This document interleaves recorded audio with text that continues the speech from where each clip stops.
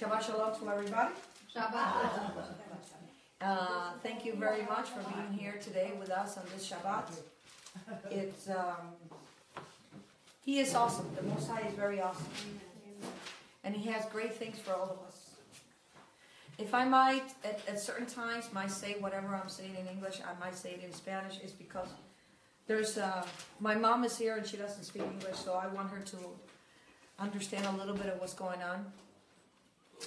So, with that in mind, honestly and truly, I want you to open the Bibles to the book of Mark, chapter number 10, and we're going to start in verse 1, because today I am going to talk about about marriage, covenant. See, we have most married couples, including Yeshua's own sons and daughters. They have a very misconception of what marriage is. We have been taught, most of us, because most of us were not raised in the Torah. Most of us, either we were raised without the Bible, maybe we were raised as Catholics, okay? And also maybe, we were raised in some parts, maybe Christian, but I believe that if we are not raised from little what it is, what is a marriage, we are not going to understand, because the first thing that when you think about marriage, you think of a man and a woman coming together, and of course you have children and you have a house, and you begin to do, in other words, you begin to live your life, because this is the way we saw our parents, correct? Yes. And then the reason a lot of marriages, men and husbands and wives are having problems is because they do not understand each other. But it's me, Maria. Thank you for asking. I like that. I was speaking yesterday to a sister. Her name is Sister April. And we were talking a little bit about marriage. And I was telling her that the reason that a lot of men and women, or husbands and wives, do not understand each other, because reality, I'm going to take you very deep on this, okay? And please, because she goes, what? She kind of shaking. She went like this. I said, I don't understand. So I explained to her, and what I'm going to explain to you right now. The reason most husbands, which are men, and wives, women, do not understand each other when they're having a misunderstanding is because really what's happening is, okay, in my part, I am a female. My husband is the male, and something we have a varying differences. So what's happening is, because what dominates me really is my female hormones. What dominates my husband is his male hormones. So when there's a problem in a marriage, the reason we don't understand each other is because we're looking at in other words, I am looking at my husband, which is my male hormones, that I don't understand, because that is not supreme. Just like he is. What am I talking about? See, men and women have both female and male hormones. But one dominates the other. And when there's a problem in a marriage with your spouse, it's because they're acting a way that we don't understand. Because they're acting the way we're supposed. Because now what's being manifested is the opposite of what we don't know. Do you understand that? Yeah. Just like a male, when your wife is acting, they don't understand. I don't understand women. Most men say, I don't understand women. I don't know what's going on with them. And then women say, I don't know why men are so slow. They're turtles. And then women are rabbits. But see, it's not that one is better than the other. It's not in competition. The thing is, when we're having a problem or a misunderstanding in our relationship, in our marriage, we are looking at what doesn't dominate us, which really, in my case, is a female hormones. So when my husband is coming, and he's coming in a way that I don't understand, and it's because I need to understand the male side of me. I don't know if you understand me. See, in order for you to make it in your marriage, you need to work very hard. And please, I'm not talking about sexually. That's an animal instinct. Animal instinct is I'm gonna have sex with you. That's okay. Sex is okay, and we need sex in marriage, but that is not what I'm talking about.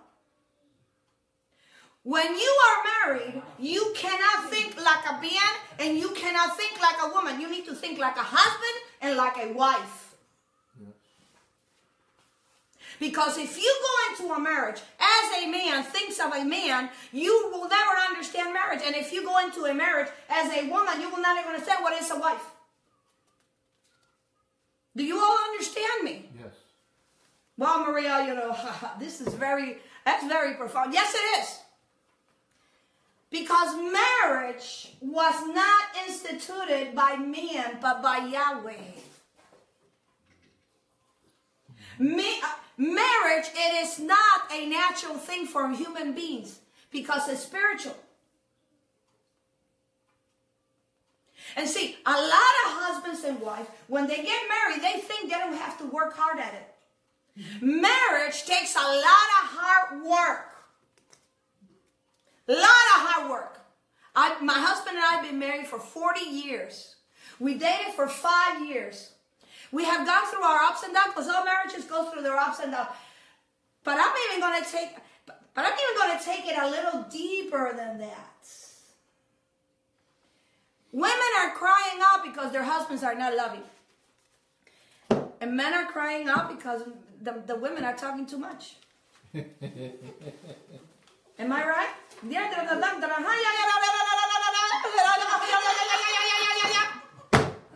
Woman, shut up. We talk too much. Sometimes women talk too much. Am I right? And see, my husband doesn't understand me, women say. And then men say, I don't understand my wife. You know why? Because you never study your wife. You never study your husband. Men can relate to sex, and this is really literally, this is because men and women are wired completely different. Men can relate to sex because men think about sex more than women. Not that we don't think about it, but really men do. And what happens is when a man, he can relate, he can submit in sexual desires, because this is when he becomes someone and sometimes men are scared because they say, oh, this is too much for me. Is she going to take power? But reality is, it's more than sex. It's more than physical. It's more than having children. You need to understand, why do you have your husband and why do you have your wife? And this is what I'm going to teach you today. Are you ready? Raise your hand. Let's see. Raise your hand. Is this for you, for you, for you, for you, for you? Yes, it is. Yes, it is. I guarantee you, when this is finished today, you're going to see marriage in a different outlook. Amen. And to the brothers out there, you cannot look at your wife, and you cannot look at your wife the way you think. You have to look at your wife the way she thinks. And you ladies have to do the same with your husband. Well, Maria, what are you talking about? I'll let you know. This is what, if you feel that this message is for you on marriage, then this is for you. Stick around, because it's going to get better. It always gets better. Okay? So please go with me to the book of Mark, chapter 10, verse number 1.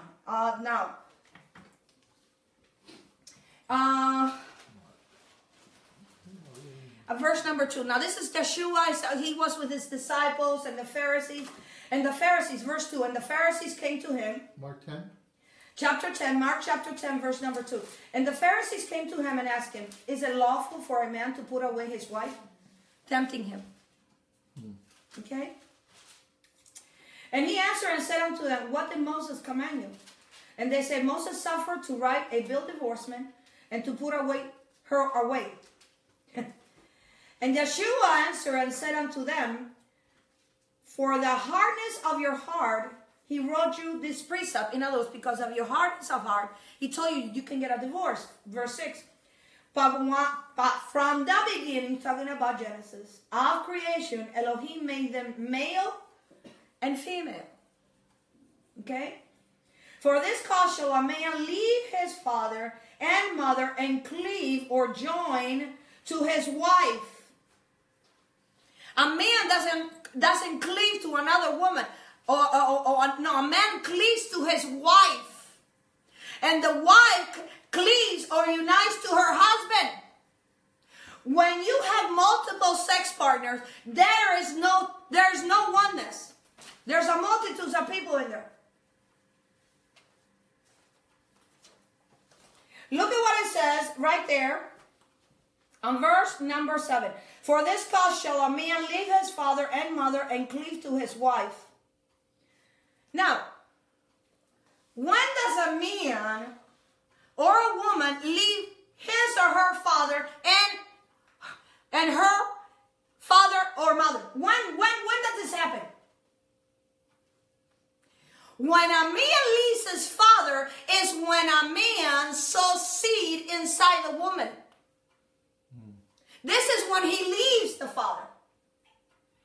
And when does a woman leave the mother? Or a man and woman leave the mother? Is when she gives birth to that child. Are you with me? Yes. See, while the man has the seed, they are joined with a lot of little cells. You got me? But when he sows that seed, now that seed of millions of cells now becomes one. He's already left him. So now that seed goes inside the woman, and what? For 9 months, the mother and the child are what? Are one. Immediately when that child comes out, he or she is no longer one with his mother or her mother. Now she's separated. And guess what happens there? For this reason, a man shall leave his father and mother and join to his wife. What happens there, when you are born, Yahweh gives you a soulmate that he wants you to join as a husband or a wife. Amen. But what happens? We get desires and we see the world how it's acting and we begin to act crazy. And what we're looking is for our soulmate. And our soulmate is any Tom, Dick, or Harry or any Susie Q that comes that you want a Dunkin' Donut because you want to try different flavors. It just doesn't happen. It doesn't happen. Amen. Because after you're done with the flavors, you say, what's going on? Is this all it is? This is embarrassing. I don't feel it. I don't even know your name. You're like, because you didn't find your soulmate. Yeah. You didn't find your soulmates. Many begin to have orgies and different life partners, and you begin to have what is called a modern marriage. Open. Huh? Open marriages. You begin to Dunkin' Donuts all over the world, so to speaking, because there's something missing. There's an emptiness. Hay un vacío que falta. And all of a sudden, for some reason, you meet somebody.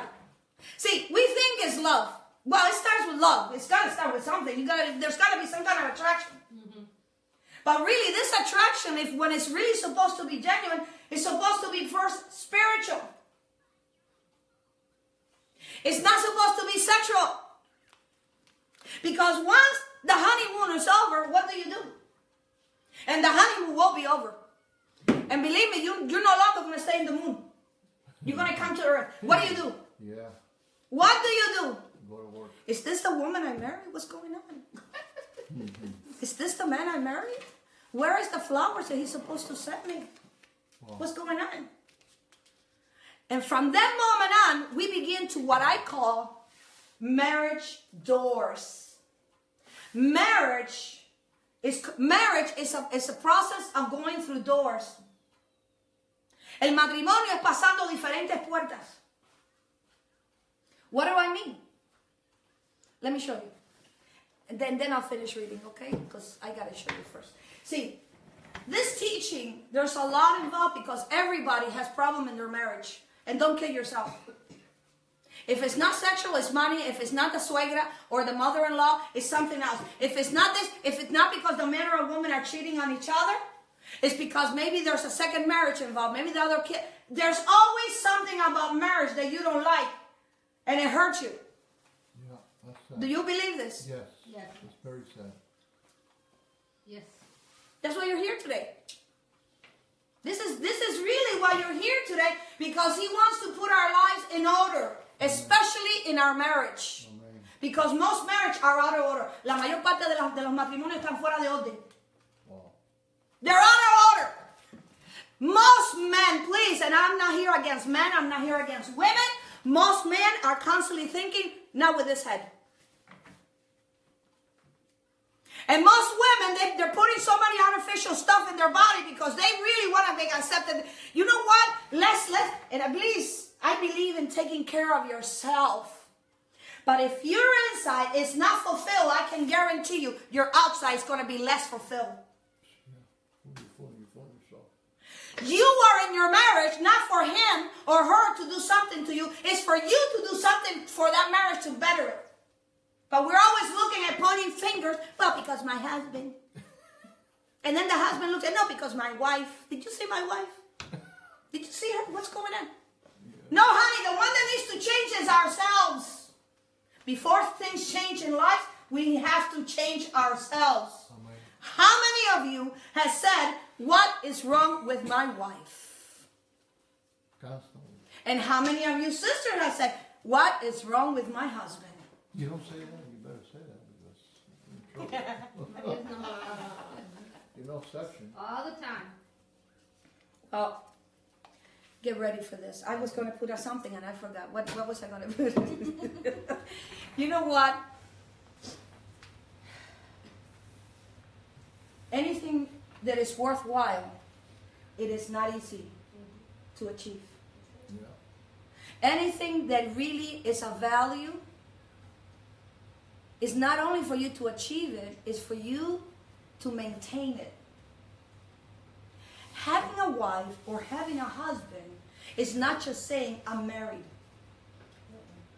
That marriage, that husband and that wife needs to be cultivated. Because men and women do not think the same. Men and women have different needs. Las mujeres y los hombres tienen diferentes necesidades.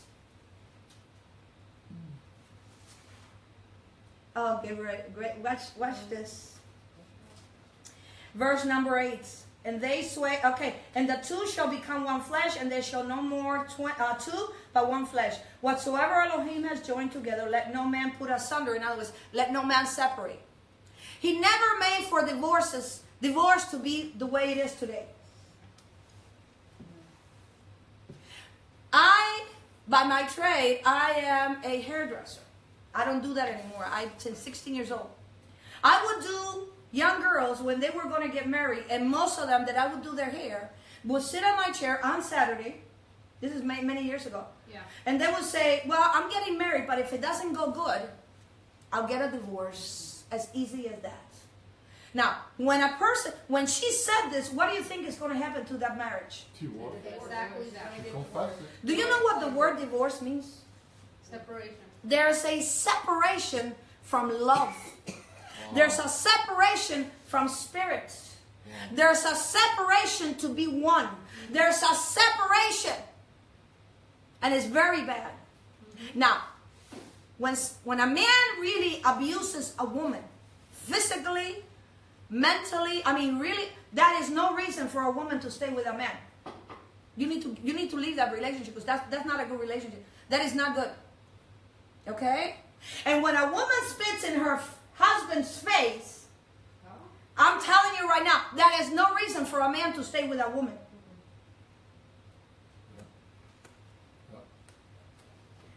Listen very carefully. Marriage is so holy, separated, it's kadosh, that the book of Genesis opens with a marriage. It starts with a marriage, Adam and Eve. And the book of Revelation ends in a marriage with Yeshua and the bride.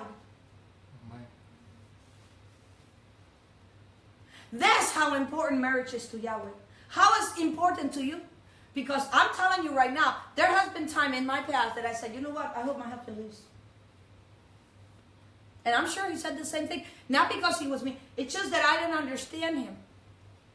And literally, I would say in prayer, maybe that's why we got divorced for 3 months, take my husband away from me. Let him fall in love with somebody, another woman. Please, Abba Kadosh. And I mean, I wasn't doing this. And he goes, no. Why are you in love with your husband or wife? What makes you so attracted to them, to that man and to the woman? You think it's your children? No. No. What does your husband or wife have that you need to be next to that man or woman? What is it? Maybe it's because he makes good money. People marry live for reasons. I'm telling you right now. Some people marry for money. Some people marry for loneliness. Some people, there's arranged marriages. Okay? Why are you with your husband? Why are you with your wife? What is it that your wife or husband has that you need? If you want your marriage to work, you need to study, not yourself, you need to study the needs of your wife and the needs of your husband. Because what's happening with marriages today is they don't listen to each other. There's lack of communication. And what happens is many men take women for granted. And instead of celebrating his wife, they celebrate other women. Oh, did you see so-and-so? She cooks so, she's a very good cook. Did you see how beautiful she is? When was the last time most husbands said, honey, you're so beautiful? You know what they do most, especially when you've been married for a while? They just get naked. Okay, honey, let's get it on. If you believe in love, let's get it on. And then you're looking at this and say, what's wrong with this man? Where's the romance? Really? Then, honey, we are not Tarzan and Jane. We don't swing from the vines. And we have to understand really what marriage is. Tenemos que entender lo que es un matrimonio. The two shall become one flesh. Listen very carefully. How important this is when the two become one flesh. This is in marriage only. Not when you have sex with different people. You don't become two. Wow. How important is this? There's no other relationship, not your children, not your mother, not your friends, no one, that the two become one. It only has a husband and wife. Your children do not become one with you. No matter how much you love, because I love my daughters, I love my grandchildren, but there's no other relationship that says the two will become one. Because what a husband and wife do, no other relationship does. Intimacy. Intimacy. See, a man and a woman can have sex, but they will never have intimacy. Never. Because there's no commitment. A lot of men and women that are having sex, what they do, they're still thinking about they're gonna fool around with somebody else. This is a lot, isn't it? Oh, Maria, you're very open. Yes, I am. You know why? Because that's why you came here. That's why you're there. Because you need to hear this. I'll take it. The two shall become one flesh. There's no other relationship that their two will become one flesh. He cleaves to his soul, to his personal wife, sacred, set apart, kadosh. Okay? When does a man leave his father and mother? I already told you, and join to his wife. Listen very carefully. The mother and child are only one when he and she is inside of her.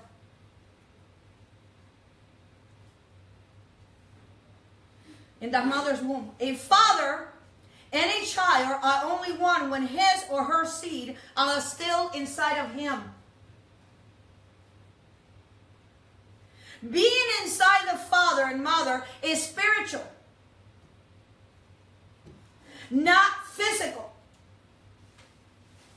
The same is with a husband and wife will be joined as one.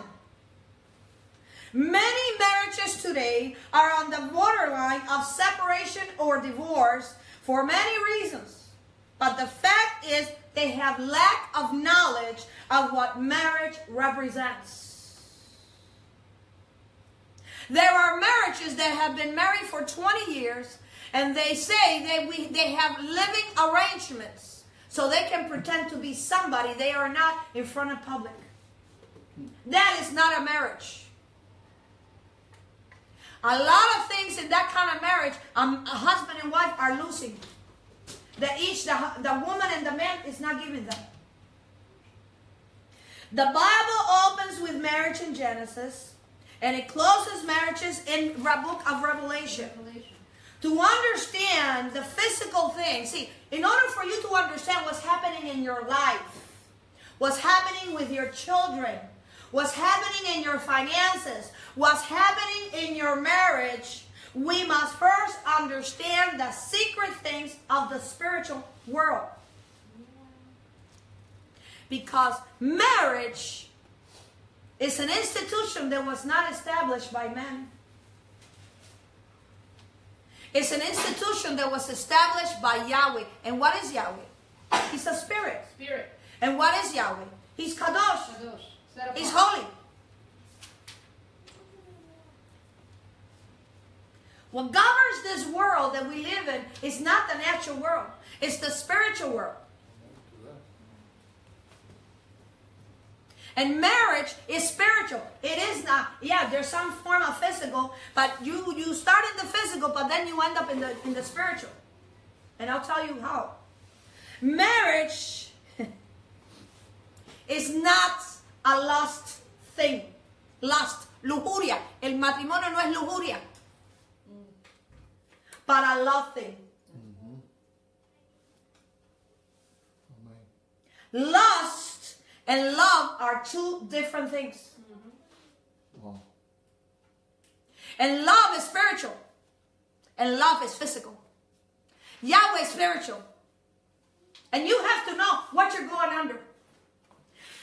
You men out there, you have no idea, your husbands, how fortunate and blessed are you that Yahweh has given you a wife. And you sisters out there, you have no idea how blessed are you to have a husband. That is yours. It's yours. It's your gift. He has given you that man, that woman for yourself. And what are you doing? You're taking advantage. Well, it's going to stop today, right? Am I right? Yes. Don't you want your marriage to work? Do you want to hear a little secret? ¿Quieres oír un secreto? To the brothers out there, let me tell you the brothers, brothers. Let me tell you a little secret about women. You want to hear it? If you want your wife to be what you want your wife to be, whatever that is, you need to satisfy her needs first. Because men and women have different needs. And when you understand how, let me tell you what a woman wants. She wants to be appreciated. She wants for you to caress her, to admire her. She wants to be the number one in your life, oh brothers, those husbands out there, and those are the one going to be husbands. When you don't do this, you are not filling her soul. And when you do this, the physical part of you that you want and desire from her, she is going to go beyond, and she's going to, let me tell you, she's going to complement with your needs. Yep.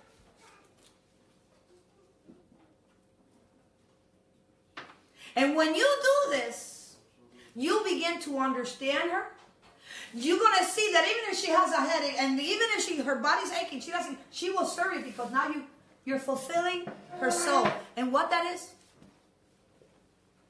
It's the love, the caring, the understanding, the communication, the tenderness. And that soul, that comes from the soul. That doesn't come from this. That doesn't come from the physical world.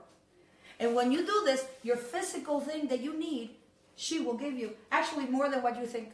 Amen. You're going to be out of breath. I'm telling you the truth.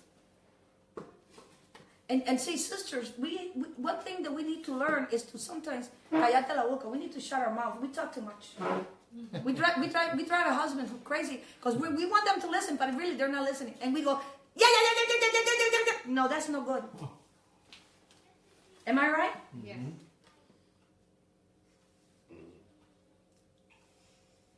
And guess what? Sometimes we say things to men that our husbands that hurt them. Oh, man. We call them, there's women that have called their husbands stupid. Slow. I'm telling you. There's women that have spit on their husband's face. You see, we have to understand we're not in competition with anybody. Oh, man. Don't you think there's a lot of nasty things happening in the world for us to be in a home with our husbands and as husbands and wife, and we still have to have torment and problems? Yep.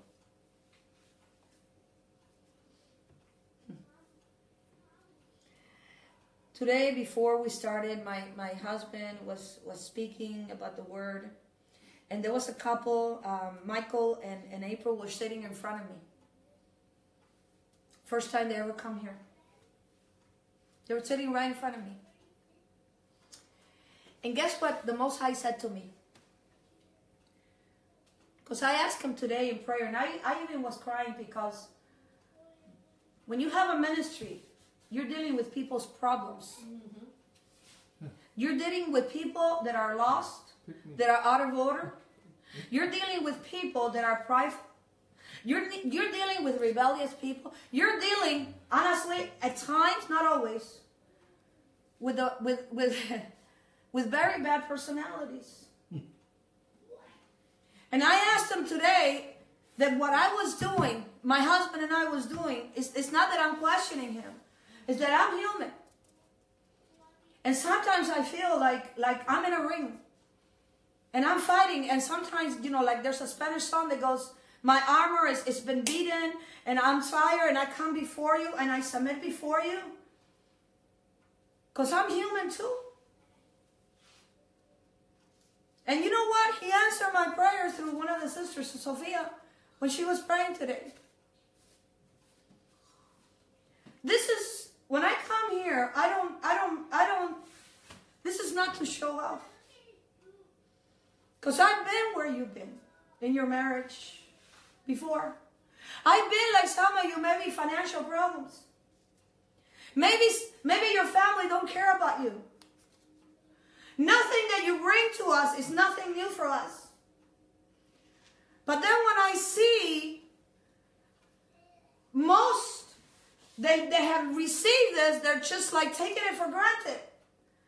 And then I say, Father, give me a sign, because what am I going to do? Because this is not our will. What we do here is not our will.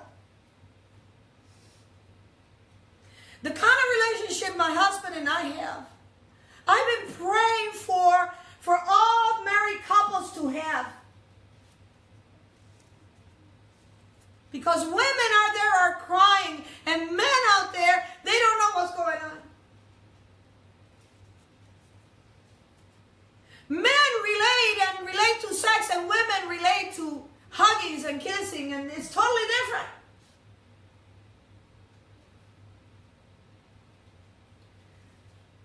I'm going to tell you something right now. Whatever it is that you're after, whatever your goal is, look, you cannot give up. But sometimes, honestly and truly, there's times, not that I want to give up. It's very hard.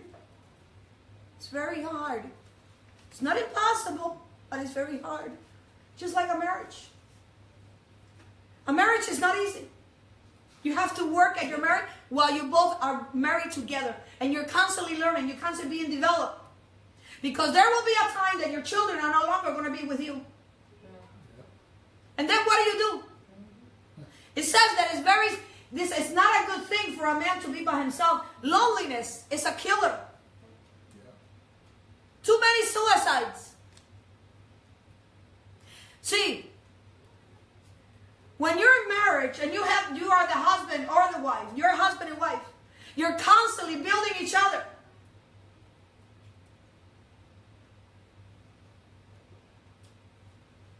There's nobody like your husband or your wife, nobody.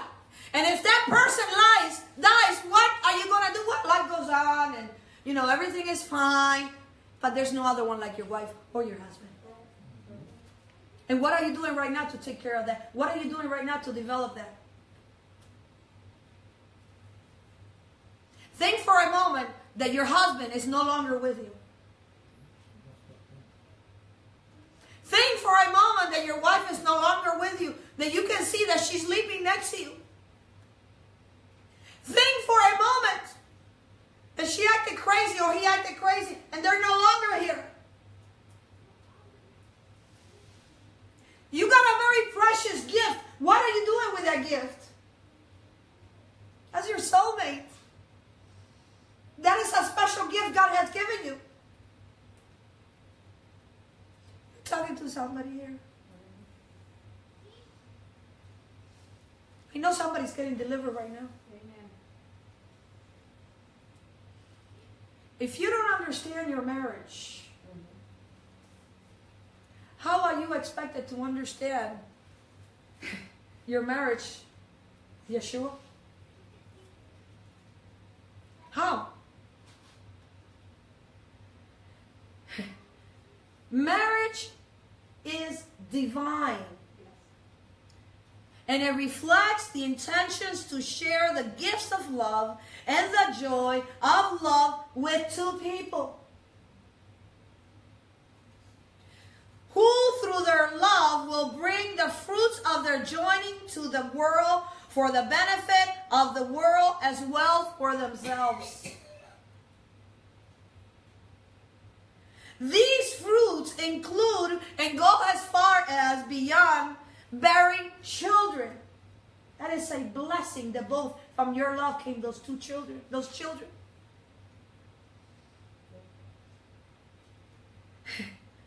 They are the fruit of your soul because your children came from your soul, from your love. The expression of the soul bringing what is divine to each partner into greater manifestation, making each one a true reflection on their inner being.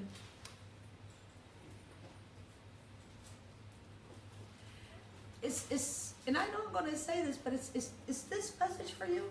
Yes. Yes. Because I'm going deep in your soul.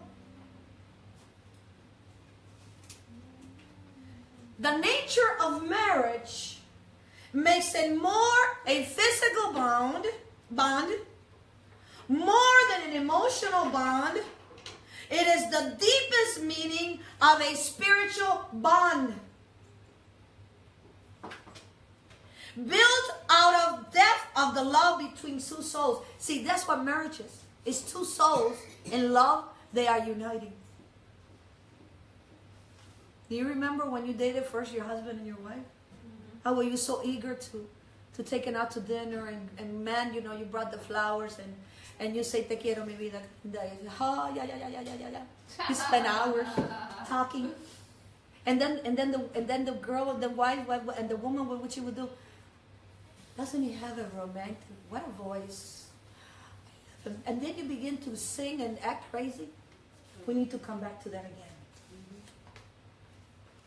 We need to come back to that again, because only your wife. Listen very carefully. Only your wife and your husband can do that.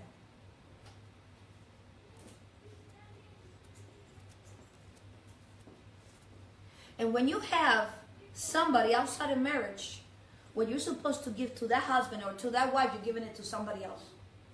That's why I don't believe this baloney of 50-50. My husband cannot give me his 50. I don't think so. He needs to give me his 100. Because if he doesn't give me his 100, where's the other 50 going? And I cannot give him 50. I need to give him 100 of myself. This is when the two become one.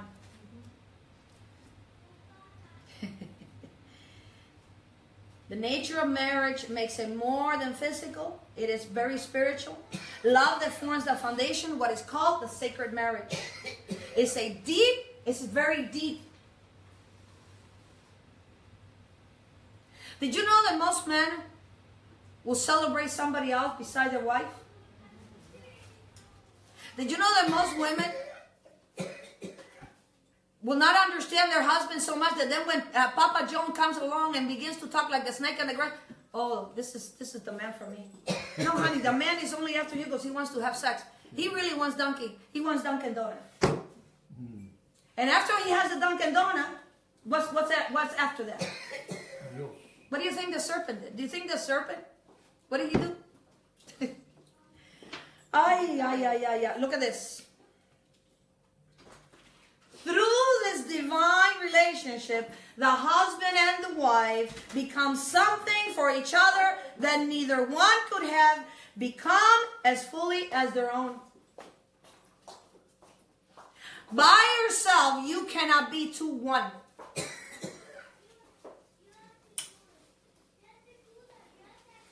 A man and a woman, when they have sex, they do not become one. They have what is called desires. They have a desire that needs to be accomplished. And this happens in marriage, but it goes beyond that. Am I making some people kind of nervous because I'm talking about this? Well, I believe I'm speaking to an adult.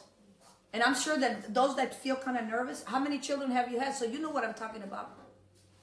We need to speak because you know what? There's too much hanky-panky going in marriages, too many divorces, too many separations. Men are condemning their wives, women are condemning their husbands. What's going on? Sisters and brothers, not only marriage is divine, marriage is holy, and marriage is right. It's right. But marriage even goes beyond that. See, most men are not as spiritual. La mayor parte de los hombres no están tan espiritual. Really, women are more spiritual than men. There are some men like Paul and Yeshua and Moshe and other men that are spiritual because they have a calling. But really, besides marriage, what a wife does, she guides her husband through the spiritual world, through the truth. That's a wise wife. Okay? When you find someone who shares your thinking about marriage, that's why you marry him or her. You have the same vision, you have the same life, and you get married. You will support each other in that life. That is good. That is marriage. Marriage does not need an excuse. El matrimonio no necesita una excusa. It is the right thing to do. This is why a lot of believers do not understand Yeshua. Because most believers, especially in Christianity, even Messianics, are going through divorce. And if you don't understand your marriage, how can you understand Yeshua that we are married to him? Yeah, that's true. We are the bride. Yes. Wow. Somebody said here today, I think in prayer, we don't worship other gods. Well, other gods means that when we're committing fornication. If we don't understand our marriage, our physical marriage, and we're having problems, no wonder a lot of the believers are leaving the church and they're leaving the faith. True. Wow. Yeah. Wow. Why marriage? What is the purpose? That may sound like an odd question, but think about it for a moment. Marriage is an institution that is a mystery to many. What do most people in secular world believe about marriage? Most people today don't want to get married. They just want to have sex or live together. Well, living together, okay, in my way of thinking as a human being, it's okay. But not in Yahweh's way. Because there's no commitment. Well, I don't need a paper to get married. No, you don't need a paper to get married, but it's a commitment and what that paper represents. Because see, that paper is just like a lottery ticket. It's just a paper. But what happens when you win the prize? Wow! What happens when that piece of paper wins the prize?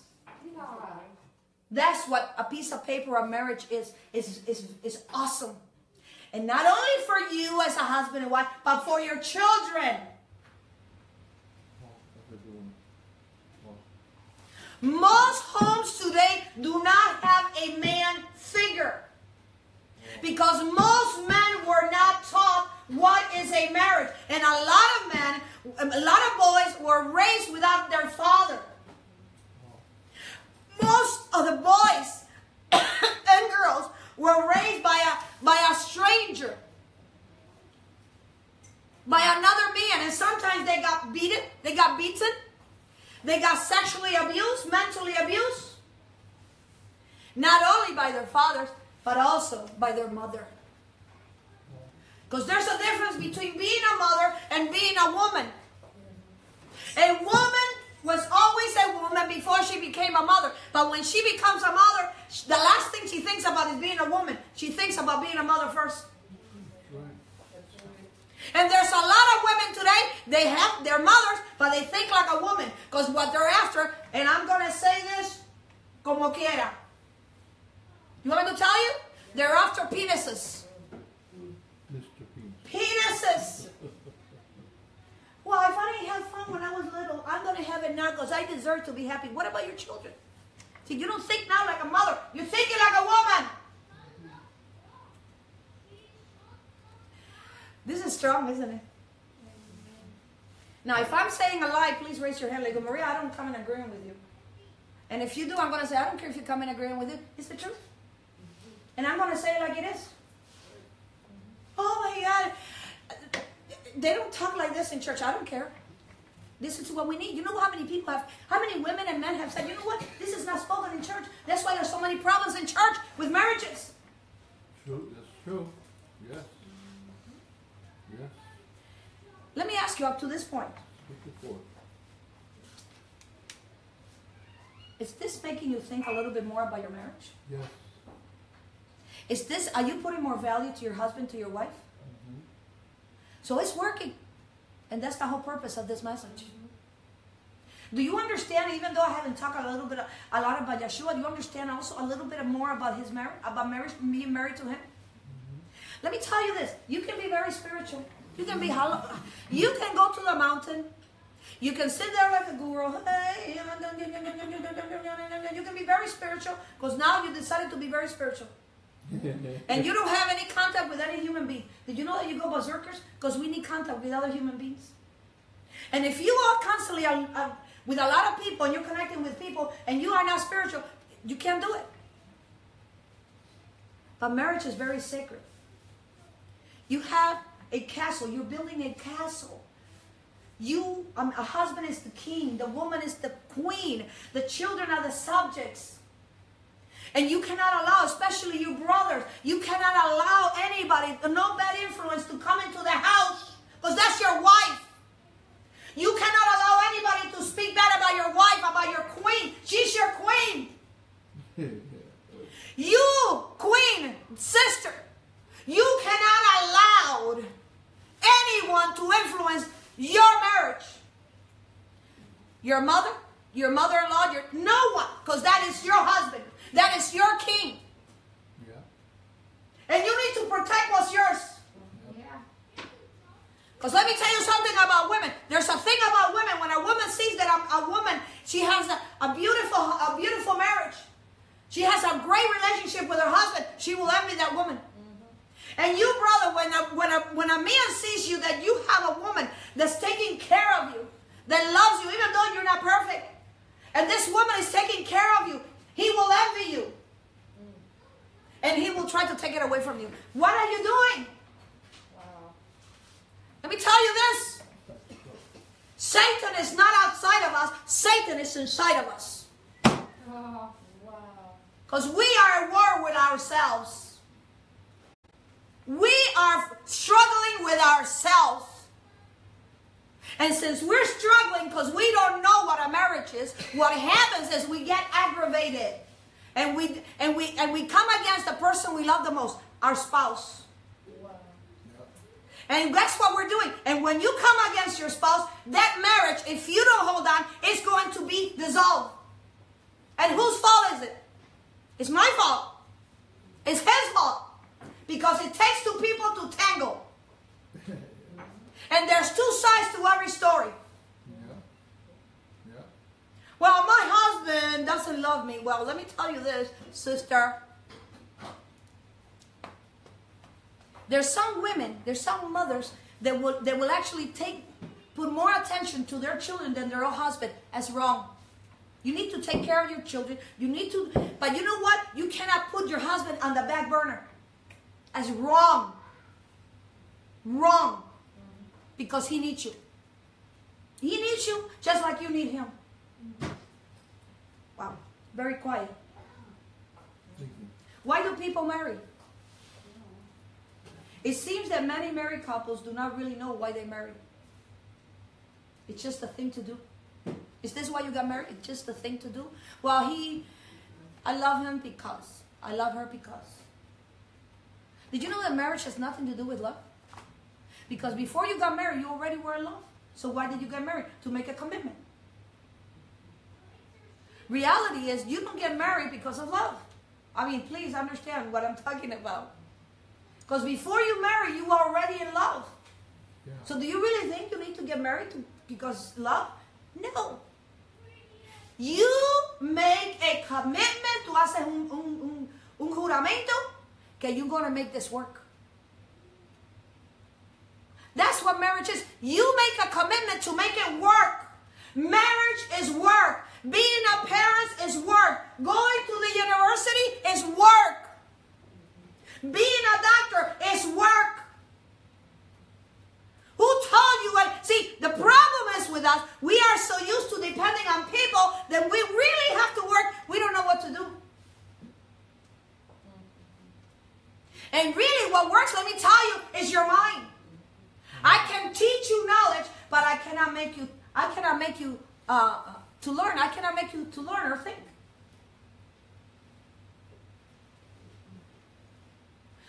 We really need to see marriage in a different perspective, in a different light.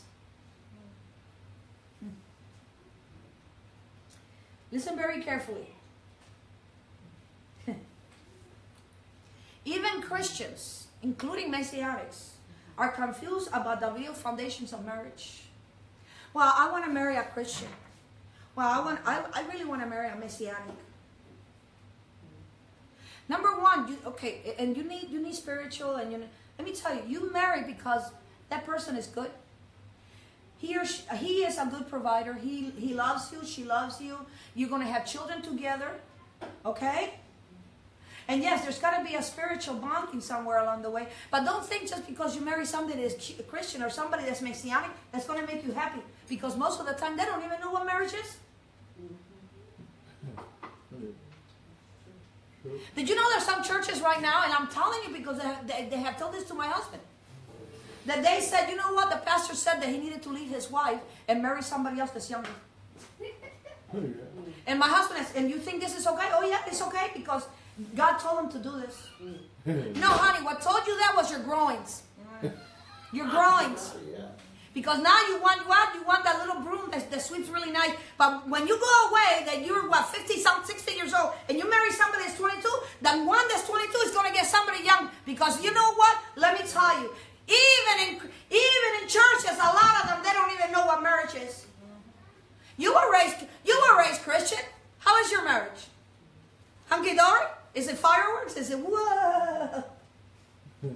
How is your marriage? And I'm not talking about being one thing in front of people and then something else. Yes. One of the problems with the definition of marriage is it's a legal contract. And people get married and they're in a legal contract.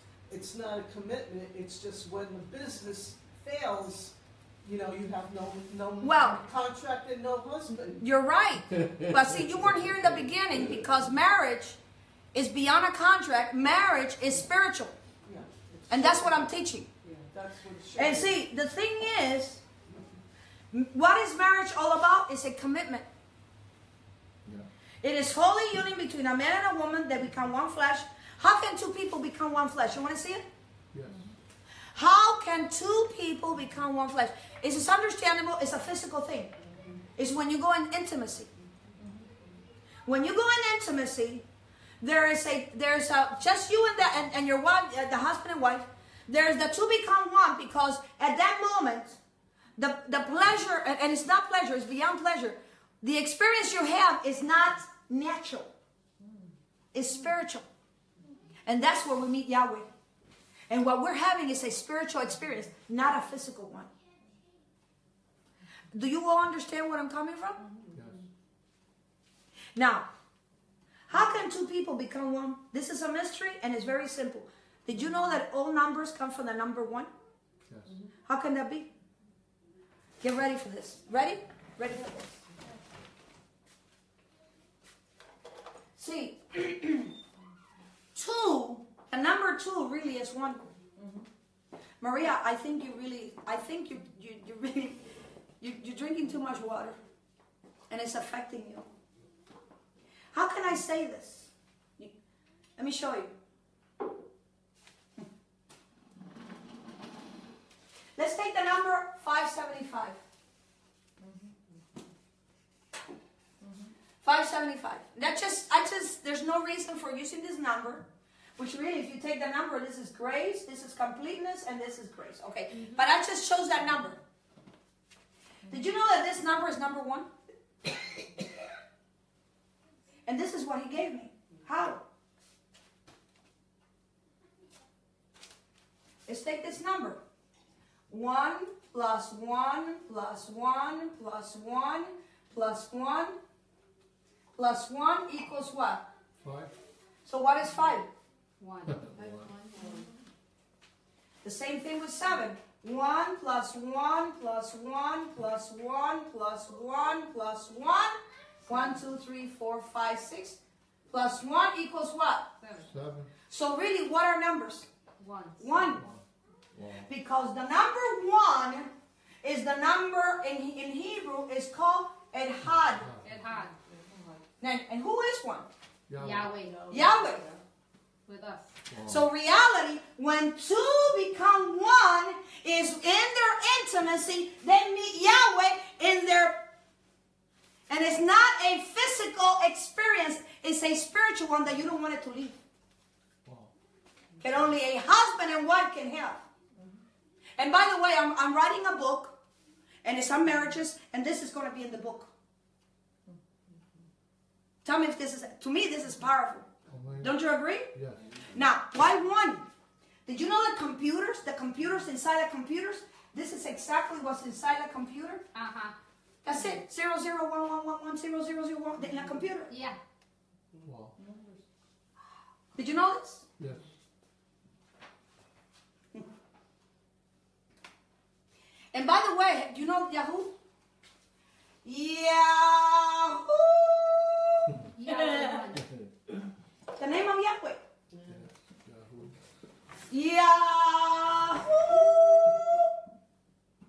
Wow. Yes.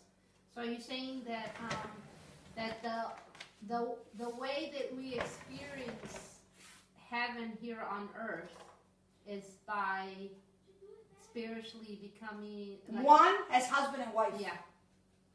Yes, she's saying that by becoming 1, and we're experiencing a heaven here on earth, okay, is when you become 1 as husband and wife. Yes. And the more you love your husbands, the more you love your wife, the more your wife will respect you. And wives, the more you respect your husband, the more your husband will love you. Because in the Bible, it never says for wives to love their husbands. Husbands, love your wives as yourself. Yes. And wives, submit or respect. Now, I am not talking about abuse. If you are in an abusive relationship, honestly and truly, get out of it. Because a lot of Christian sisters have stayed with their spouses, even if they commit fornication, the husband, even if they beat him up, because it says that a woman should not leave her husband. No, honey, when they're talking about that, Yeshua is talking about the bride. He's talking about the Kehillah. He's talking about the church. Amen. You cannot go to another husband. I am your husband. And if you divorce me, you're in trouble. Wow. Oh.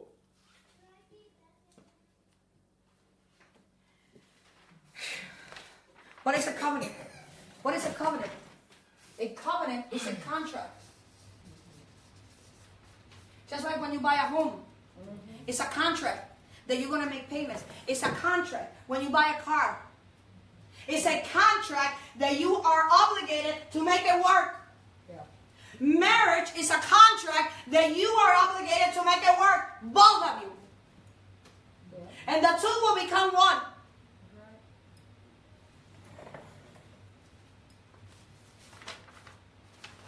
The word in Hebrew, covenant, is the word bricks. Bricks. That's how you say covenant, okay? This is a bet, the first letter of the Hebrew alphabet. This is a resh, okay? And this is a tav. What does this mean? Bet means house. Resh means the head. And tav means a sign. So what is the covenant of marriage? It is a house between two people. The head, okay? Which is the man, which is Yeshua. And it's a sign, a commitment to make it work between a man and a woman.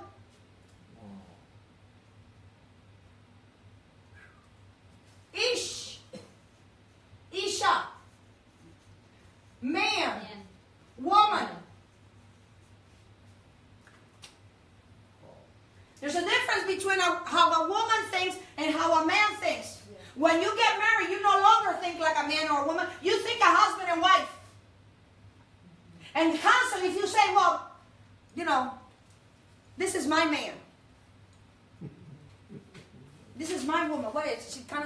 She's kind of a K person? No, that's your wife. She's got a title.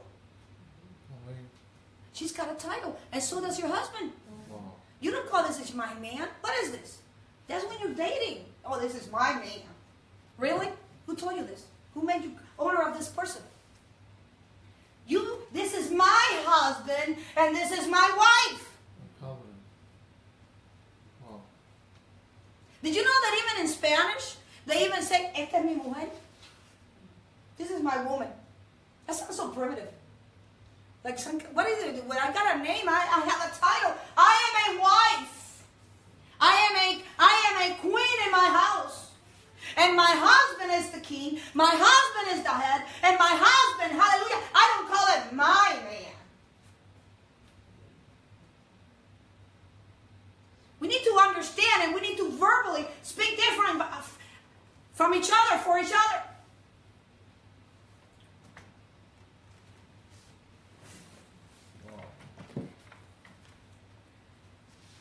Let me ask you this.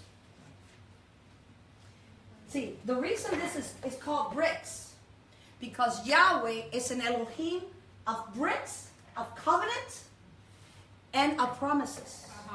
Yeah. He will never leave you nor forsake you.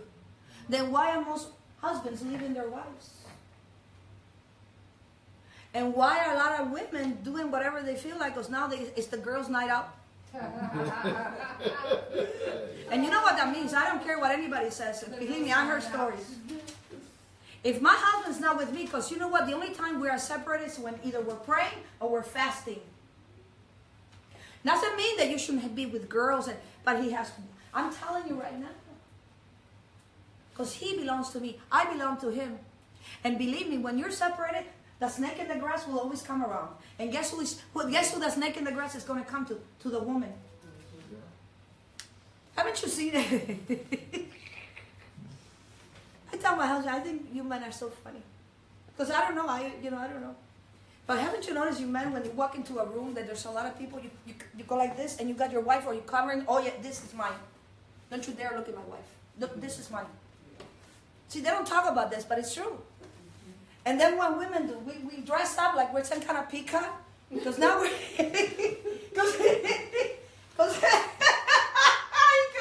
Because we think that we are in some kind of competition with other women.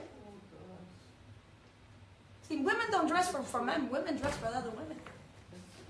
I'm telling you the truth. That doesn't make sense, right? Neither to me. We're very complex, by the way.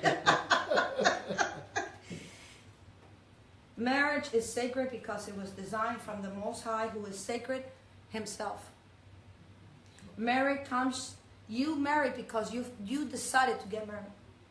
Who did somebody put a gun in your back? No. Did somebody put a knife? No. So you're married because you decided, you made a decision to get married.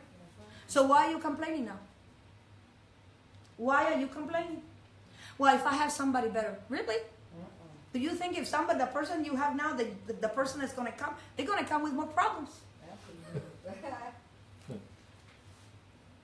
Wow. Marriage is exclusive and it's irrevocable. And what marriage is, you are surrendering yourself to another person, and implies essentially and the same exclusiveness which is found what is called conjugal, which means united love. There shall be two shall be one flesh is the deepest union a man and woman can have. And the only place you have this is in marriage, not when you're single. Because there's no commitment. Roger and I are in our marriage not because we are supposed to be here, but because we rather be with each other than anywhere in the world. Yahweh made a covenant with Adam and Eve, Genesis 2:15. He made a covenant with Noah after the flood to destroy the earth. This is where the rainbow. He made a covenant with Abraham. It's talking about a circumcision. He made a covenant with Jesus, or with Isaac and Jacob. He made a covenant with all Israel after their deliverance from Egypt. Exodus chapter 20, after chapter 20, all the way to chapter 23. The new covenant, which is talking about the Brit Hadashah, the New Testament, okay? And with Israel and Judah, okay? You can find this in Jeremiah 33, okay? The Brit Hadashah means the New Testament means a new covenant. What does that mean? What does it mean, the New Testament? It means a new covenant. That no longer he was going to put the laws in tablets of stone, but in our hearts. Marriage comes from your heart, from your soul.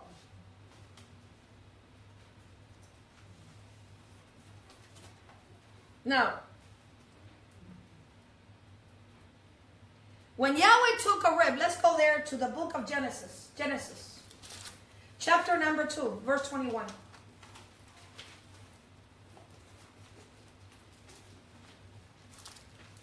What do you love about your spouse?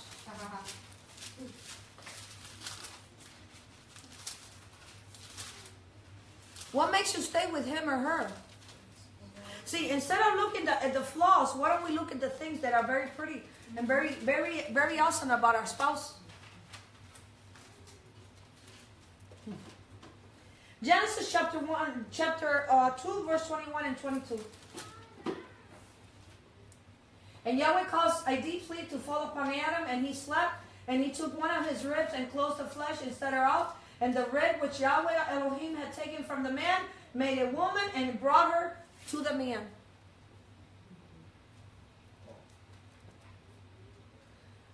There was a marriage there.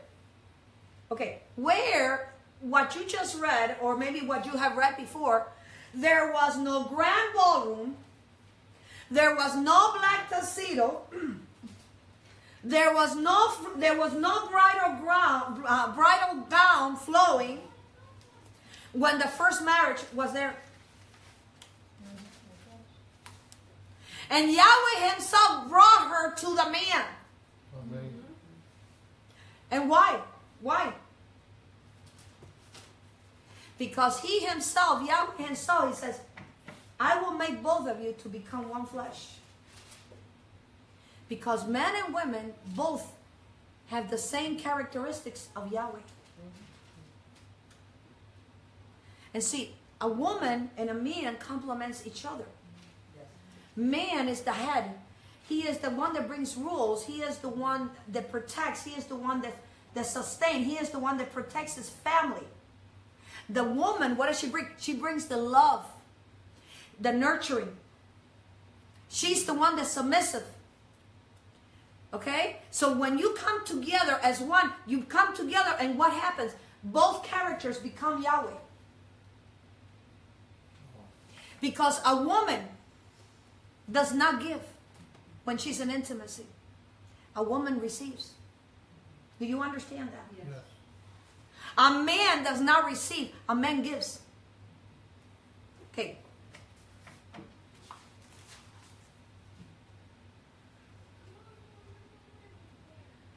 When you are kissing as a husband and a wife, or a man and a woman, the reason it feels, and then please, I don't mean this, I want to teach you what it is. And I'm speaking about not in the cheeks, I'm speaking in the mouth.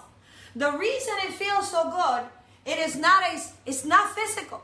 It doesn't feel good physical. Because really, somebody else's saliva, that's disgusting. Am I right? Yeah. But it's not. Watch this. The reason kissing feels so good on your husband or wife, or a man and a woman, mouth, is because you are receiving their spirit as they're breathing. Wow. And you want more of that. Because do you really think that it's very attractive or very, oh my God, saliva from somebody else? That's a DNA. Yes. It's not that. It's that you become so entrenched in that life that you're receiving that you want more. Wow. And the reason a woman gets so energized after the involvement, you understand what I'm saying? It's because that man is giving her life. Amen. He's giving her life. Yes. And when that man gives her life, what he feels is something that is beyond this world. Because not for him to feel this, there has to be a uterus. The only place a man will feel good like this is in a uterus. If there's no uterus, the uterus is the one that wants to receive. And a man comes in and he gives, but he feels like this is woo. And what does the woman do? She surrenders herself. Brothers, you have no idea what kind of power you have, brothers. To husbands out there, your wife is for you. It doesn't matter if you have freckles, if you're like this, if you're like, you are not ashamed. A woman, a man and a woman, a husband and wife are not ashamed to get naked before themselves, each other. This is where Yahweh meets. This is called intimacy. This is not called lust. It's beyond the physical. Do you all understand what I'm saying? Yes.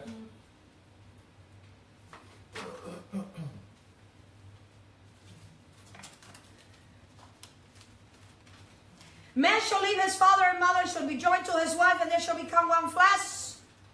The only time this is done between a husband and wife is in sexual intimacy.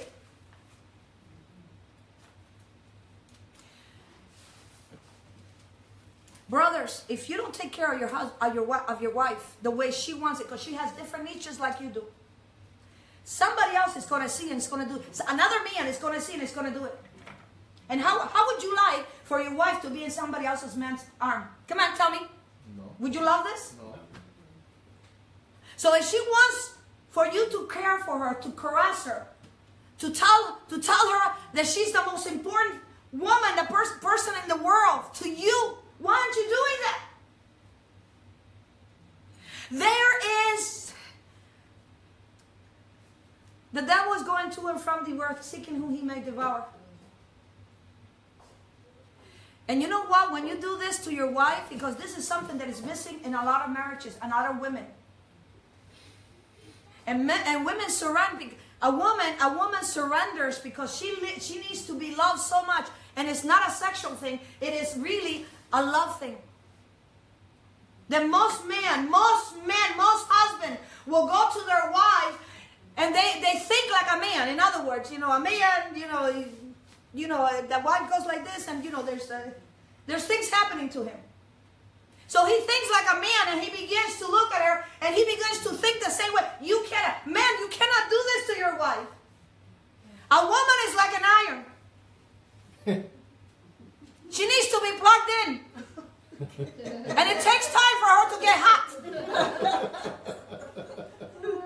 And when when she's steaming, that's when you do whatever you got to do. Are you with me? Yes. Yeah. But don't go to if it's not steaming, because you're going to aggravate her. What the hell are you doing? Tuning in Tokyo? What is this? You got to think different.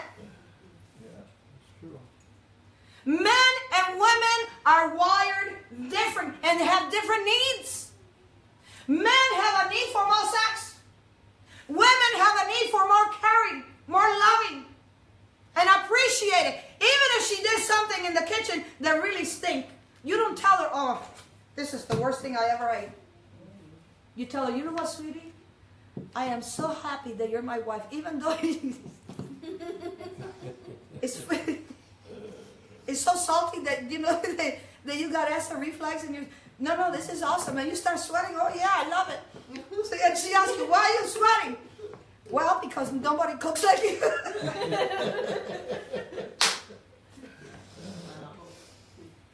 You know why I speak like this? Because we need to laugh. Life is not to be too serious. And we really have to appreciate what Yahweh has given us. It's our spouse. Marriage is honorable among all, and the bed is undefiled, but fornicators and adulterers Elohim will judge. Elohim instituted marriage to be blessed. According to Yeshua HaMashiach, he taught about marriage and he said this, Matthew 19, verse 4 to 6. Matthew chapter 19. Now, Yeshua here, what he was quoting Genesis. And he answered and said unto them, have you not read that which, Matthew chapter 19, verse 4. And he answered and said unto them, have you not read that he which made them at the beginning made them male and female?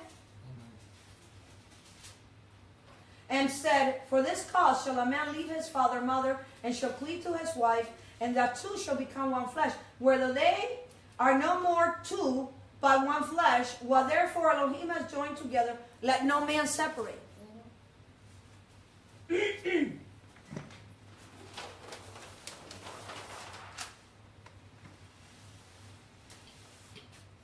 This is a man.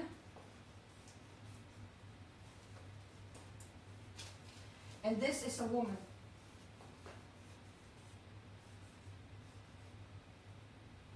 This is called female. And this is called male. What this is, that Yahweh, when he created both woman and man, he put both hormones inside of each. This man is dominated by male hormones. Okay? And this woman, what dominates her is female hormones. When you come together in intimacy, cuando tú vienes juntos en la intimidad, what's missing in the male as the female hormones, she gives her. And what's missing in the female, which is the male hormone, because he gives her. And the two become one. Why? This is called divine presence. Divine presence. This is when the two become one. This is sacred. Don't wait for other men to look at your wife and look at her like she's a wolf. And don't wait, sisters, for other ladies to come near your husband. Because there are wise women and there are very, very stupid women. A wise woman will lift up her husband. A foolish one, she is going to destroy him. Because a woman knows, one woman knows from another woman what is our power. And we got the power. And please, this is not no. And see, you have a power. We have a power that no man has. And really is to help our husband to build up, to get strength. He can get closer to Yahweh. Not to use it to destroy that man. A man can be fighting, and a man can, he can go out there and he can conquer the world, but fall in love with a woman. That woman will make that man do whatever she wants. That's the kind of power that Yahweh has given us. You know why? Because it's called the power of love. There's power in love.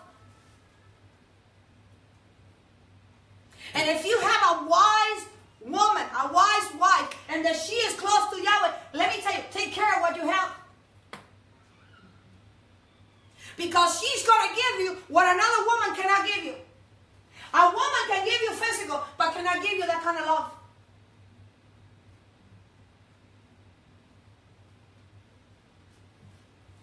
Hallelujah.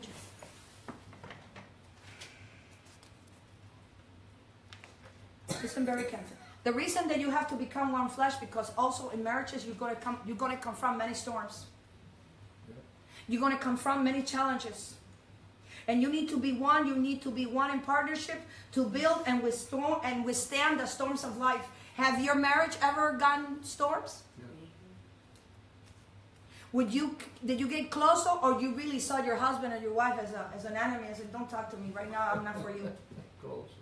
How can you love somebody and that person is coming to talk to you and you say, I'm not for you today? Are you for real? Is that what you say to Yahweh? Is that what you say to Yahweh? We need to be one, because there's going to be storms in your marriage. And when your children leave your house, it's just going to be you and your husband, the husband and wife. Yeshua's vision of a marriage was committed, a husband and wife, working together in harmony as they share the burdens and experience of joy of life's burdens together. The unity between a husband and wife was meant to represent oneness between Yahweh, the living Elohim, the powerful one, and Mashiach, the anointed groom. And the oneness, the glorified saint, which means the bride, will experience after the resurrection, just before the crucifixion. Yeshua prayed this word. Let me tell you. What is so blessing about being married to Yeshua? Want to hear this? Mm-hmm. Yep. It's only one blessing. At the end, when he marries us, he's going to give us eternal life. Wow. That's the blessing. Wow. Not eternal death. Amen. And through marriage, he's teaching us how to behave in this world system in our married life. Wow.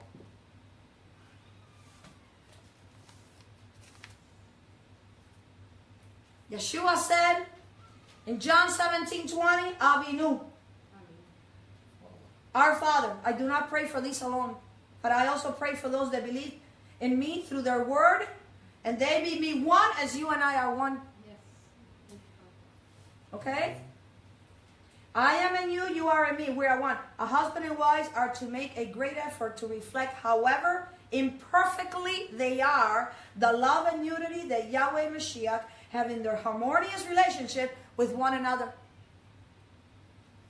If Yahweh right now, if Yeshua will come to you and says, you know what, I need to talk to you, would you say to him, I don't have time for you? Why are you saying to your wife or to your husband? Every time a husband does it to his wife, actually he's doing it to Yeshua. Every time a wife does it to her husband, he's doing it to Yeshua. Wow. Wow. Marriage is not voodoo, but divine. Investing, you need to invest in your marriage. It's not just getting married, well, Ben, thank you, Ben, I'm here. I got the children. I got the power. You got this. You got that. No. You need to invest time. You need to invest dedication. You need to invest in your marriage to make it work. And stop waiting for your wife or your husband. Start with yourself. Investing in marriage is a rare commodity that both partners must work together to make it happen. Yes, work and lots of work. And if you don't like it, then why did you get married? Because you have to work for it. Everything you do in life, you have to work for a business. You have to work to be a father or a mother. You need to work to study hard and make good grades. You need to work to better yourself, to grow. Don't just make your marriage like it's there and you come in and it's like you do everything. This is a teaching to help you in your marriage. And stop blaming your husband or your wife. Start with you. Well, she's the one that's got to learn. No, sweetie. The one that's got to learn is I'm the one that needs to change. I'm the one that needs to learn. Because when I start learning and I start changing, my husband will change. Hallelujah. Amen. And another thing, you have to be selfless. Stop being selfish with each other as husband and wife. You need to love your neighbor as yourself. Look at this. Paul said it very calmly.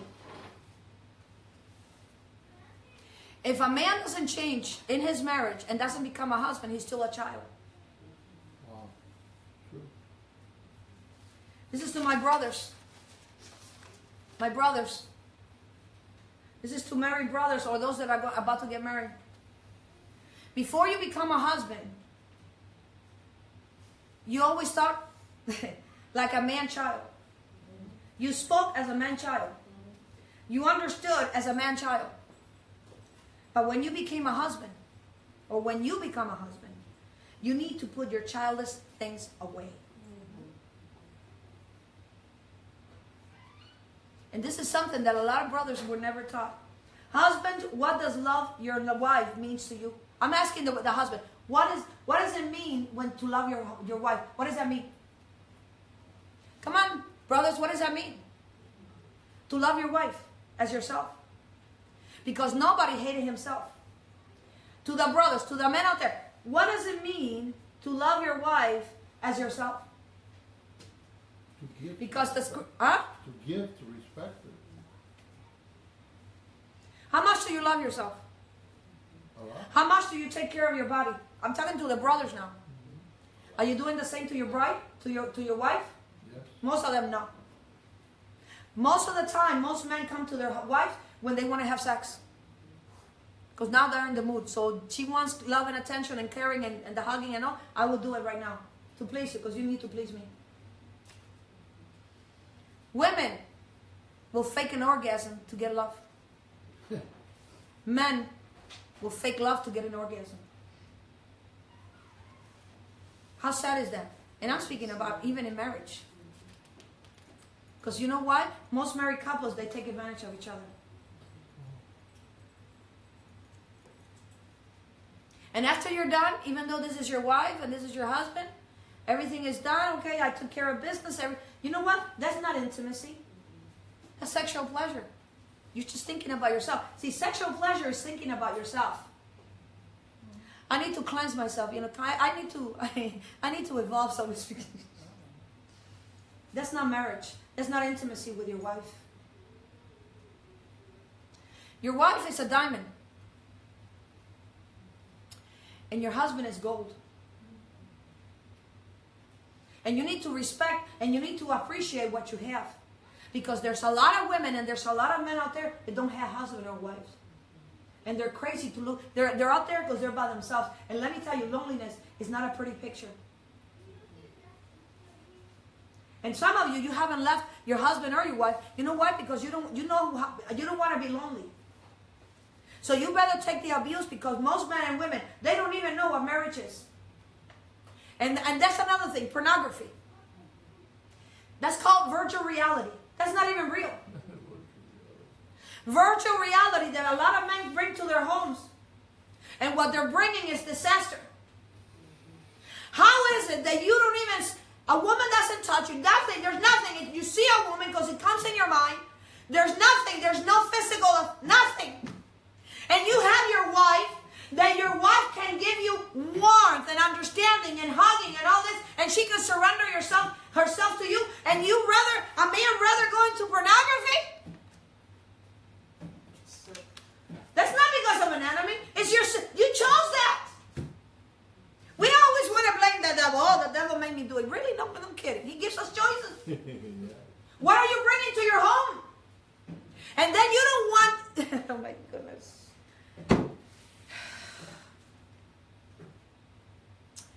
See, husbands need to love their wives just like themselves.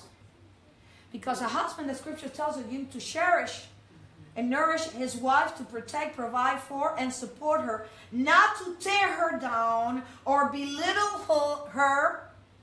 Of course, this is easy to do when your wife is being kind and thoughtful and supportive.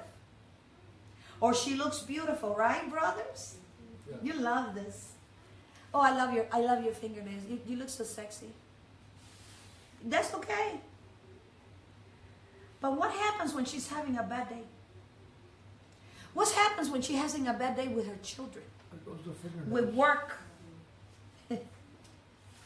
Paul says, no matter what's happening to your wife, you need to love her. In moments that are bad and moments that are good.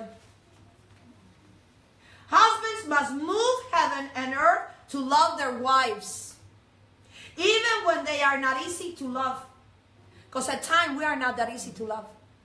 Because let me tell you, these hormones that constantly are going kind of crazy inside of us, we don't like it either.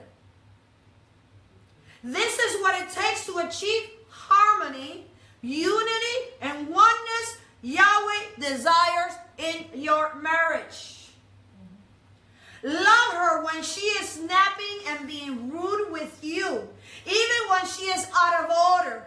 After all, Elohim demonstrated his own love towards us, that even while we were yet sinners, Yeshua, the Messiah, died for us. Amen. And husbands are to reflect the self-sacrificing nature of Yeshua HaMashiach in their own marriage. Now this is for the brothers, now it comes for the sisters. I'm not going to leave you behind. It's your turn. This is the role. What is your responsibility as a wife? It says in the book of Ephesians, let the wife respect her husband. Did you know that there are a lot of sisters, there are a lot of women that do not respect their husbands? And I'm not talking about somebody that beats you up. That's not a good relationship. This may sound old-fashioned, but I'm going to tell you, sisters, something that you don't want to hear from me, but I'm going to tell you anyway. Are you ready for this? This may be very old-fashioned and naive. Why do we have to respect our husbands?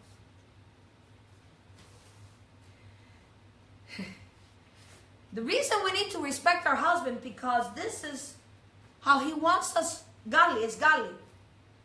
It means to show honor to your husband. Don't make fun of him. And don't joke to other women about him. But also when he's out of order and he's very angry, because men get very angry. They're tired and honestly, a lot of times selfish.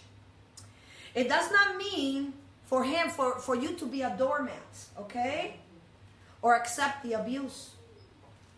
But it does mean learning to accept his decision when they, look at this, when he discharges yours. And supporting him rather than undermining him. That is not proper. Do not ridicule your husband. Do not insult him. Respect your husband in the weaker time that he is in. Okay? Respect him even when he's weak, including when he isn't his best. This is sometimes, sisters, a challenge.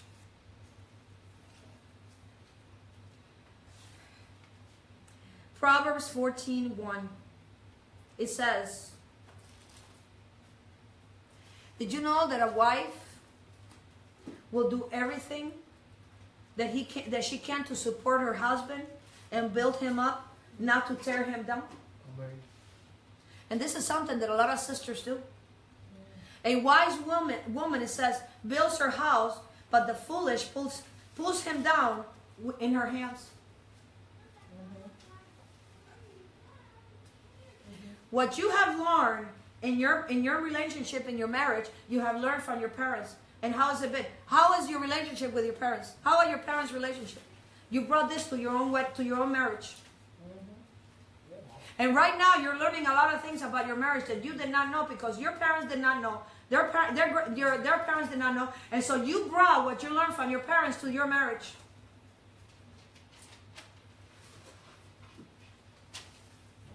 You may inherit all you want from your parents, but an understanding wife is a gift from Yahweh.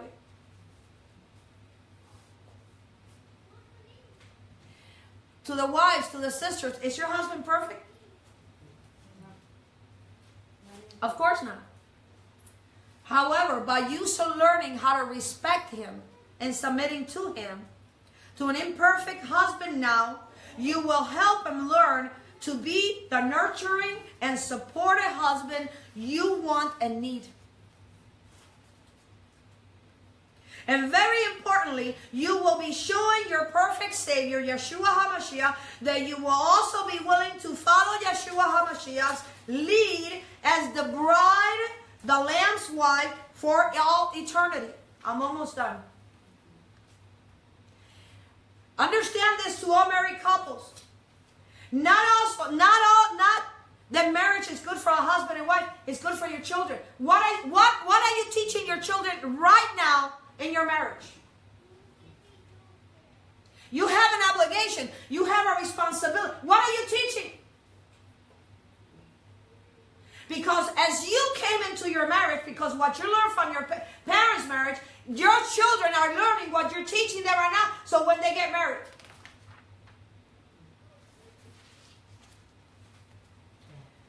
Yahweh Elohim already knew thousands of years ago what social scientists are consistently confirming as well. Now this is science. Look at what science is saying. Scientists are confirming what the Bible says, that it's not good for a man to be by himself. Talking about man or woman. Loneliness is suicidal at times. Loneliness is very depressive. It is not good for a man or a woman to be by themselves. What marriage does, it gives you a support that somebody's there for you in good and bad times. The scientists say that they're confirming in the Bible that the marriage institution is the best environment for bringing up children. They are less likely to be illegal drugs, less likely to be retained in a grade, less likely to drop out of school, less likely to commit suicide, less likely to be in poverty, less likely to become juvenile delinquents, and for the girls, less likely to become a teen mother. They are healthier both emotionally and physically, and 30 years later than those not so blessed with traditional parents. Love is the core of all marriages. And marriage comes with a label, and you want to hear what the label says. Much assembly required. That's a good one. It takes a different lifetime of work. In other words, while you are married, you are required to really work in your marriage. And it has to be the right way. Most of us plunge into marriage and we don't even know what it is. We don't read instruction. Most of the time our parents never taught us, and we don't even take the time to read about marriage because there's a lot of books on marriages. Now, the assembly part must be very small prints. Yes, it's a very That's why we don't see it. Yahweh, Elohim, designed marriage to meet our need for companionship and to provide an illustration of our relationship with Him. That's a good one. Wow.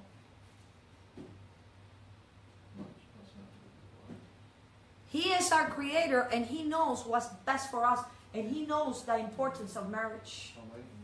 That today the secular world has put it underneath a rug. Yep. We have an Elohim, we have a Yahweh that loves us, that cares for us. Amen. Okay? This caring and personal Elohim knew that the man he created had a need, and he took action to meet that need, making a woman.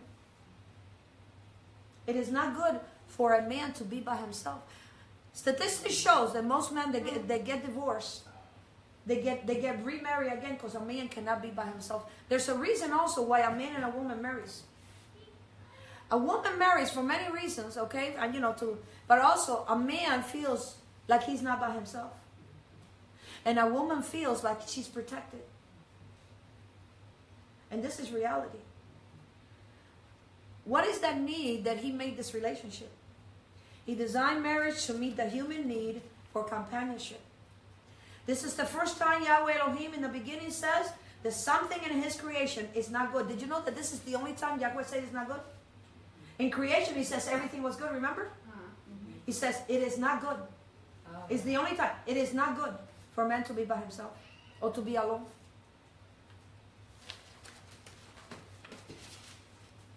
Think about it. How is it that Adam, a sinless man, he had no sin, right?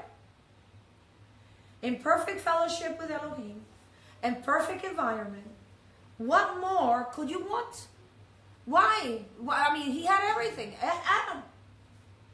Isn't that enough? Don't you think? Amen. Not according to Yahweh. Elohim's evaluation was that the man needed a human companion to correspond to him. Not an animal, not a bird, not a fish, and not a serpent. Another human being. Because this human being was going to bring the companionship and the love from heaven to earth.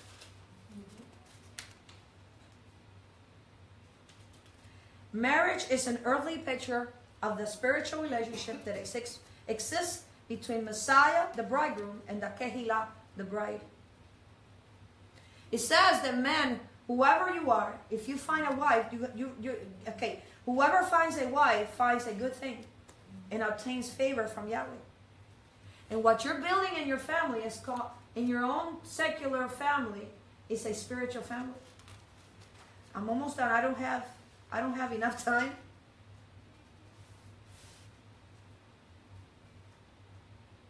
Marriage will indeed become the cornerstone of society under the reign of Mashiach in the millennium. Husbands and wives will learn to love and support one another and to fulfill their roles and responsibility towards their Savior. Together, they will nurture their children in the training and admonition of Yahweh. All point toward their ultimate destiny to be born into a very family of Elohim, which is a marriage. Unity, commitment, loving, understanding, respect. Why marriage? And with this I leave. For those who have eyes to see, they have no mystery. Shalom Aleichem. Shavua Tov from First Yahudin Messianic Temple. What have you learned? And I need to